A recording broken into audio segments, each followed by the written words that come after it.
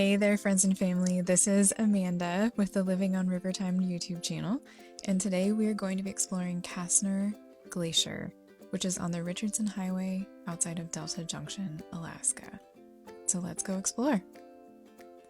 The drive to Castner Glacier is about 5 hours from south central Alaska on the Richardson Highway, and the trail is accessible year-round, but the cave itself is usually only accessible during the winter time because the river is frozen in the wintertime.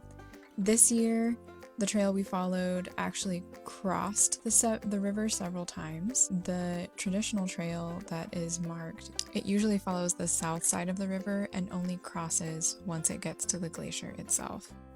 This trail is remote and hours from any resources like gas, food, or emergency help. So it's important to go prepared when you're hiking to Castner Glacier, especially in the winter time. If you look on all trails, the hike is about 2.6 miles out and back and is rated easy to moderate and generally takes about 1 to 2 hours to complete. As you can see, there is a beautiful set of formations. There's rocks, there's ice, all of the things you would expect from a glacier ice cave. Glacier caves, like other types of caves, can have formations like stalactites and stalagmites. Most of what we saw was from a collapse or what we call frost crystals or frost plates. And these are formed by moisture and water vapor freezing on the walls and ceilings to form crystals and feathers that interlink and are stacked on top of each other and create these beautiful chandelier structures like you see here.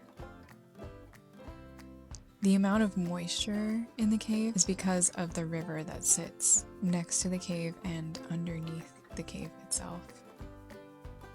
A good rule of thumb here is if you can hear the water running beneath you, you've probably gone too far in the cave. There's plenty of interesting, fascinating things to see in the main cave without going too far. And you can see all of these really beautiful ice crystals and feathers here in the ceiling. A little bit about glacier travel and glacier safety. Obviously, it's always better to not go alone, but if you do decide to go alone, make sure you tell someone where you're going and what your timeline is. All of the usual safety travel tips that you think of when you're going into the backcountry, make sure you're using those.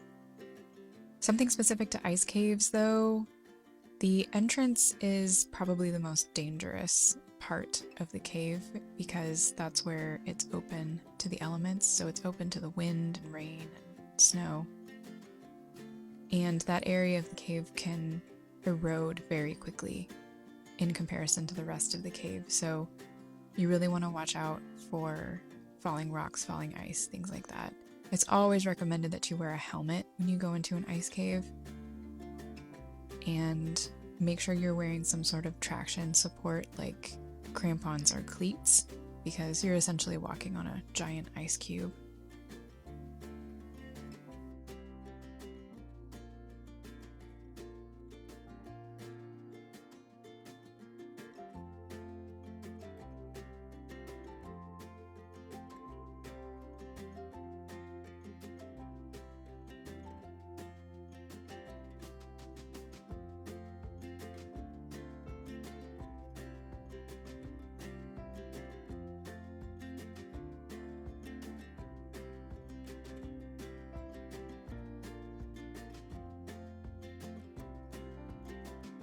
If you do decide to travel into an ice cave, make sure not to linger at the entrance.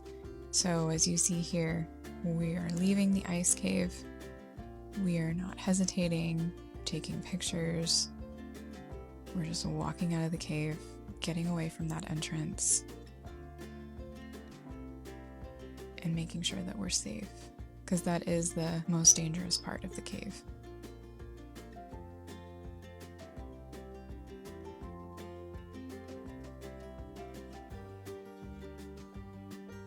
This is a really popular hike for people staying in Delta Junction and Fairbanks, so you will probably see people come and go throughout the hike, and that can create a sense of false security. But again, this is backcountry travel, this is backcountry hiking, so make sure you bring all the things to stay warm.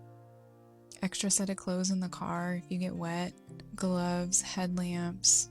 I'll make sure to include a full gear list for exploring glaciers like this and winter travel on my website, linked in the description. We had a great time exploring, and the dogs certainly enjoyed. If you do decide to take your dogs, make sure to follow the leave no trace principles. Even in the snow, make sure to pack things up and keep them safe and warm, just like you would pack for yourself, pack for them. Unfortunately, I did forget Bella's winter boots on this trip, so her paws did end up getting a little too cold on the hike back, but we were able to warm her up pretty quickly with a backpack ride for the last half of the hike and a warm blanket when we got back to the truck. Also, watch the weather. Weather changes pretty quickly up here, especially in the wintertime. As you can see, we were driving out in the snow, and it ended with a beautiful sunny ride back home once we got out of the mountains. So weather changes fast, and make sure to plan accordingly. Bring everything you need with you so that you can take care of yourself while you're out there in the backcountry. So thanks for watching, everyone. I really hope you enjoy. I hope you're able to get out there and explore and share your adventures. We look forward to seeing you in the next one.